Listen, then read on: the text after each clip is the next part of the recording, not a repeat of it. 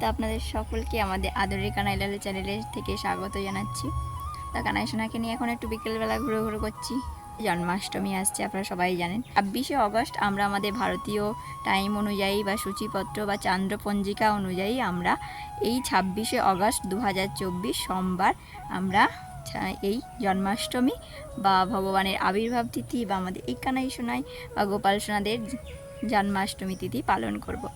তো অনেকে দ্বিমত বলছে 26 তারিখ, 27 তারিখ, কেউ বলছেন। কিন্তু আমরা এই 26 তারিখটা পালন করব যাতে পুরোপুরিভাবে সময়টা যে অষ্টমীর তিথিতে আমরা ভগবানের যে আবির্ভাব তিথি সেটা পালন করতে পারবো। ব্রহ্ম মুহূর্ত থেকে শুরু হবে, পরের দিন পর্যন্ত থাকবে, যার জন্য আমরা নন্দ উৎসব এবং জন্মাষ্টমী তিথি একসঙ্গে পালন করতে পারবো। তো আসুন আমরা সবাই মিলে এই 26শে অগস্ট 2024 জন্মাষ্টমী তিথি মানে আবির্ভাব তিথি পালন করি।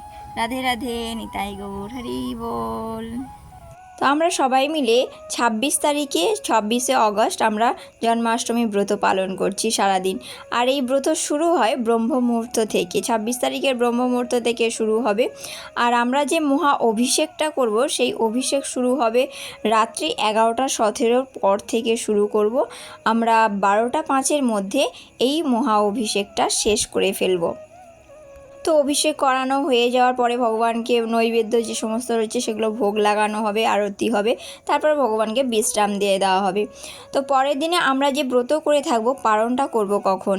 এই 27 তারিখ তো পড়ে গেল। 27 তারিখে সূর্যোদয়ের পর থেকে সকাল 9:30টার মধ্যে আমরা পালন করে নেব। যে সমস্ত ভোগ সামগ্রীগুলো ভগবানকে ভোগ লাগানো হয়েছিল সেইগুলো পেয়ে আমরা পালন করে নিতে পারি এবং নন্দ মহোৎসব পালন করতে পারি।